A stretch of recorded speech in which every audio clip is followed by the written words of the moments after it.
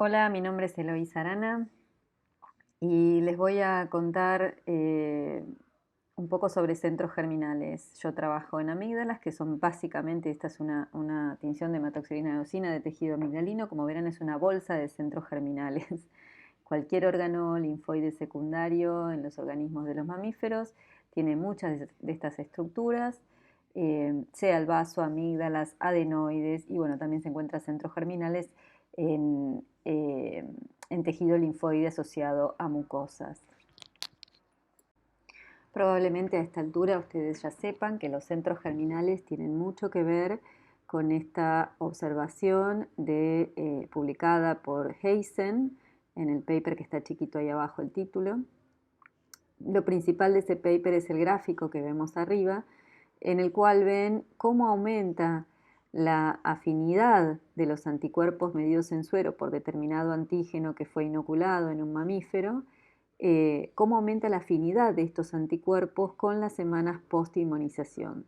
A este fenómeno de aumento de la afinidad de los anticuerpos circulantes en suero, Hermann Heisen lo llamó maduración de la afinidad. Y hoy en día sabemos que esta maduración de la afinidad ocurre en los centros germinales. Es importante señalar y recordarles que esta maduración de la afinidad se da solamente con la respuesta de anticuerpo T dependiente, es decir, cuando el antígeno inoculado es proteico. Bien, repasemos el paradigma básico de la respuesta de anticuerpos T dependiente. Cuando un linfocito B en los órganos linfoides de un mamífero tiene contacto con su antígeno específico, ese contacto desencadena una serie de eventos moleculares al interior de la célula B, que ahí están señalizados por ese rayito rojo, y esos eventos moleculares culminan con la internalización de ese antígeno por parte del linfocito B específico, el procesamiento del antígeno en péptidos y la presentación de esos péptidos resultantes en moléculas presentadoras de clase 2. Vía esta presentación en clase 2 se establece una interacción con los linfocitos TCD4 foliculares colaboradores, no con cualquier T follicular helper, sino con aquellos que tienen un TCR específico por los péptidos que está presentando el linfocito B, ¿sí? Esta interacción entre el linfocito B y el linfocito T follicular helper correspondiente se da en el borde del folículo. Como resultado de esta interacción entre las dos células, el linfocito B recibe la señal 2 de activación, la señal 1 fue el antígeno, y entonces alcanza la activación plena. Como consecuencia de esa activación plena, tenemos una proliferación fenomenal de esos linfocitos B y es tan impresionante la proliferación que da lugar a unas estructuras histológicas visibles con microscopios ópticos de bajo poder llamados centros germinales, justamente con ciertas tinciones. Hace más de un siglo observaban esta proliferación celular y por eso le pusieron centro germinal. En el centro germinal, estas estructuras histológicas están formadas por una zona del manto, que acá en la foto de una tinción de hematoxilina de eosina de amígdalas se muestra. Y al interior del manto observamos una zona oscura, en la foto está señalizada como DZ por el inglés, Dark Zone, y una zona clara donde la proliferación es menor, en la zona oscura la proliferación es mayor, llamada zona clara o Light Zone en inglés. Bien, ¿qué ocurre cuando un antígeno entra al organismo? O mejor dicho, para hablar con propiedad, llega a los órganos linfoides secundarios. Dentro del repertorio de linfocitos B preinmunes habrá alguno, con suerte, o varios, que puedan unir antígeno. Como dijimos, la unión del antígeno desencadena una cascada de señales. Algo que no mencionamos en la diapositiva anterior es que uno de los destinos posibles es que ese linfocito B que recibe señal de antígeno se convierta en una célula plasmática de vida media corta que va a migrar afuera del folículo. Se van a ubicar entonces en forma extrafolicular esas células plasmáticas que secretan inmunoglobulinas de baja afinidad y son las responsables de los anticuerpos de baja afinidad que aparecen en un primer momento y que estaban en el gráfico de Heinzen dentro de los primeros 3 días. Pero lo que nos ocupa en esta presentación son aquellos que empiezan a proliferar de manera notable, como dije antes, y forman el centro germinal. En ese centro germinal lo que tienen que entender y una de las cuestiones más importantes que ocurre es que se activa una enzima que se llama AID, que lo que induce son mutaciones en los linfocitos B proliferantes, en esos descendientes que están proliferando, mutaciones en unas zonas determinadas de los genes de inmunoglobulinas. Esto es un proceso darwiniano, son mutaciones al azar, por lo tanto de esas mutaciones va a haber linfocitos B que no puedan expresar una inmunoglobulina porque las mutaciones serán deleterias y por lo tanto ese descendiente morirá, pero habrá algunos descendientes cuyas inmunoglobulinas surjan ventajosas en la unión al antígeno. Que sea ventajoso quiere decir que se unan con mayor afinidad, ¿sí? Como queda antígeno retenido en el centro germinal, aquellos cuyas mutaciones han sido ventajosas, aquellos descendientes con mutaciones ventajosas, van a ser capaces de unir antígeno con mayor afinidad, como dije, y eso les garantiza la sobrevida, ¿sí? En este caso, en el caso del centro germinal, la permanencia del antígeno es lo que me permite seleccionar los clones de mayor afinidad. Finalmente, como dijimos en la diapositiva anterior, así han sido seleccionados los clones de mayor afinidad y su destino va a ser o ser células plasmáticas de vida media larga y secretar por mucho tiempo anticuerpos de alta afinidad o bien ser linfocitos B de memoria, pero ahora con ese BCR de alta afinidad. Seguimos profundizando en estos conceptos en la siguiente diapositiva. Bien, entonces lo que ocurre en el centro germinal es una selección darwiniana clásica. Es una selección darwiniana intraclonal, porque se seleccionan aquellos clones justamente de mayor afinidad. Vamos a hacer una analogía para ver si lo entienden desde otra perspectiva con un ejemplo clásico de selección darwiniana que es el cuello de las jirafas. El largo cuello de las jirafas le permite alcanzar las hojas o alimento en la copa de los árboles. Se supone que su predecesor no tenía el cuello tan largo, pero en la progenie hubo mutaciones que llevaron a que algunos descendientes presentaran un cuello más largo. Eso les permitió alcanzar las mejores hojas en la copa de los árboles, eso les dio mayor capacidad reproductiva y entonces este rasgo del cuello largo predominó en esa especie porque le permitió alcanzar el alimento. En el centro germinal, donde tenemos estos eventos de mutaciones al azar, de la misma manera que en la evolución de los mamíferos también se dieron, pero en el nicho ecológico de un centro germinal ocurre todo a tiempos obviamente más rápidos. Estas mutaciones al azar que ocurren en la zona oscura, en algunos casos provocarán que los descendientes no sean viables, no puedan expresar una inmunoglobulina en su membrana y esos van a desembocar en apoptosis, pero aquellos que expresen una inmunoglobulina van a migrar a la zona clara por una disminución en la expresión del receptor CXR4.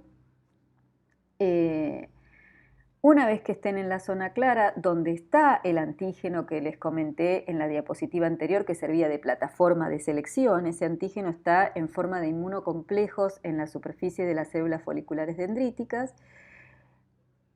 Esa disponibilidad de antígeno hace que aquellos descendientes que tengan inmunoglobulinas de mayor afinidad capten más rápidamente el antígeno retenido en esas células foliculares dendríticas, lo internalicen y se lo presenten a linfocitos T follicular helper colaboradores en una segunda instancia de colaboración, parecida a lo que vimos en la diapositiva 2 que ocurría en el borde del folículo, pero ahora en el interior del centro germinal para la selección de aquellos clones con mayor capacidad de extraer el antígeno de las células foliculares dendríticas, como las jirafas de cuello alto extraen las mejores hojas de las copas de los árboles. Y entonces esos descendientes de linfocitos B con mayor afinidad son seleccionados naturalmente por su mayor capacidad de captar linfocitos T y por lo tanto de obtener las señales de sobrevida plenas, ¿sí? Es un poco entonces lo que está mostrado en ese esquema del centro germinal, con los correspondientes aumentos de expresión y bajas de expresión de ese receptor CXR4, que es lo que me da esa migración entre zona clara y oscura. Recuerden que la zona oscura es donde ocurre la proliferación, la zona clara es donde ocurre la proliferación y las mutaciones, y la zona clara es donde ocurre la selección intraclonal efectivamente. Y como dijimos y volvemos a repetir, de una vez que son seleccionados esos clones de alta afinidad, tienen dos caminos posibles. Pueden ser o células plasmáticas de vida media larga o linfocitos B de memoria. También esa elección entre los dos destinos está dada por la afinidad con la que reconocen el antígeno, pero ahora en rangos mucho más altos de afinidad, ¿sí? Para terminar de clarificar el gráfico del centro germinal que estoy mostrando, que es del laboratorio de Gabriel Victora, que trabaja muchísimo en centros germinales, esta modulación del CXR4, que es lo que permite migrar, la migración dentro del centro germinal, está dada porque en la zona oscura hay unas células que se llaman células estromales que secretan la quimoquina CXCL12, que es el ligando de ese CXR4. Entonces, cuando hay mayor expresión de CXR4, los linfocitos B descendientes están en la zona oscura, y cuando baja el nivel de CXR4 no van a responder tanto a las células estromales de la zona oscura, y por eso migran a la zona clara, ¿sí?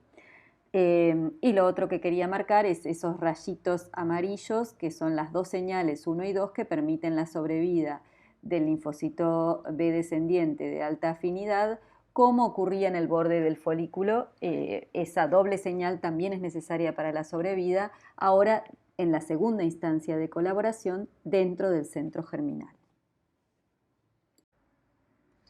Hay otro proceso que ocurre en el centro germinal y del que todavía no hemos hablado y que ustedes deben saber. Antes de hablar de eso, los voy a remitir a la curva clásica de las clases de anticuerpos, o de la cinética de las clases de anticuerpos post-exposición a un antígeno. Con esto de la pandemia estarán familiarizados, si es que todavía no hemos llegado en la cursada, a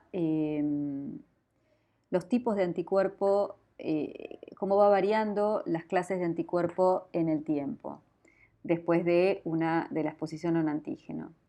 En un primer momento, entre el día 3, dentro de los primeros 4 días, 5 días de la exposición, hay una primera oleada de anticuerpos IgM e IgG de baja afinidad, que están dadas por esas células plasmáticas extrafoliculares que he mencionado anteriormente. Después de la primera semana, o sea, después de los 7 días, hay una oleada mucho más alta de anticuerpos del tipo IgG de alta afinidad, ¿sí? Esta es la curva clásica de cinética de producción de anticuerpos después de una infección o de una inmunización. Ustedes se imaginarán que si yo aclaro en el gráfico que las IgG son de alta afinidad y que la primera oleada de anticuerpos en verde son de baja afinidad, la respuesta de IgG de alta afinidad en rojo es la respuesta del centro germinal. Es decir, que en el centro germinal, además de ocurrir esta maduración de la afinidad, también hay un cambio en el isotipo de los anticuerpos. Eso está claro, así como yo les había mostrado antes el gráfico de Haysen para la maduración de la afinidad. Este gráfico de cinética en los isotipos que aparecen después de la exposición a un antígeno deja claro el segundo proceso que ocurre en el centro germinal, que es este cambio de isotipo. Esos anticuerpos de alta afinidad son en general IgG, IgA o IgE, dependiendo del entorno de citoquinas, que también es resultado del tipo de microorganismo que portaba el antígeno. Entonces, para resumir lo que venimos viendo en esta presentación, acá hay un esquema de un centro germinal con las zonas histológicas que les había nombrado al principio, la zona del manto que está compuesta por linfocitos que no están activos, que son, evidentemente no son específicos por el antígeno que dio lugar al centro germinal, que están quiescentes, y dentro del centro germinal tenemos una zona oscura de alta proliferación celular, donde está muy activa la AID de esos centroblastos, que es como se llama a esos descendientes de linfocitos B que están proliferando. En esta zona están esas células estromales, que son las responsables de secretar CXL12, y como los centroblastos tienen alta expresión de CXR4, quedan retenidos ahí en la zona oscura, mientras proliferan y sufren este proceso de hipermutación somática catalizado por la AID. Cuando logran la expresión de una inmunoglobulina funcional, baja la expresión de CXR4 y migran a la zona clara, donde están las células foliculares dendríticas que retienen el antígeno en forma de inmunocomplejos. Ese antígeno sirve de plataforma de selección de los clones de mayor afinidad. Y en la zona clara, además, se da este fenómeno de class switching, que es el que comentamos, en el cual también participa la AID. La AID es una enzima de alta expresión tanto en los centroblastos como en los centrocitos. Centrocitos se llaman los descendientes cuando están en la zona clara. Y la AID entonces es una de las que participa en este cambio de isotipo. El cambio de isotipo, si ustedes recuerdan, no voy a entrar en detalle, pero es el cambio de la región constante de los anticuerpos, ¿sí? No entramos en los mecanismos moleculares finos de cómo la AID introduce las mutaciones puntuales y cómo cataliza o participa en el proceso con otras enzimas de este class switching. Lo importante es que sepan que están esos procesos en el centro germinal y en qué zona del centro germinal ocurren ambos procesos. Y les tiene que quedar claro, obviamente, que sale del centro germinal, que son células plasmáticas de larga vida produciendo anticuerpos de alta afinidad y linfocitos B de memoria, también con un BCR de alta afinidad. Bueno, espero que el videíto les haya sido de utilidad. Terminamos como empezamos, con una microscopía, pero ahora la tinción es diferente, es otra técnica, es una inmunofluorescencia. También de un centro germinal de amígdalas. Se pueden ver entonces los linfocitos de la zona del manto, que son casi todo núcleo, no tienen nada de citoplasma. Lo mismo ocurre en la zona oscura, se ve una predominancia del azul de los núcleos porque son todos centroblastos proliferantes, y los centrocitos más pequeños con un citoplasma ya más relevante, y también la presencia de células plasmáticas y de otro tipo de células, se ve con la presencia de la tinción roja para las inmunoglobulinas IgM e IgG, lo mismo que las células plasmáticas que salen de este centro germinal infiltradas aquí en el epitelio amigdalino. Para cualquier duda, estos son los canales de comunicación, los espero.